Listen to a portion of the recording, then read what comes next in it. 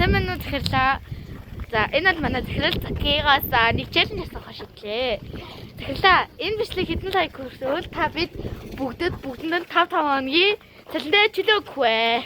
За энэ бичлэг би 1k хүрвэл бүгдэнд нь цалинтай чөлөө өгье. Гариг амрахгүй юм шүү дээ манайхаа. 1k.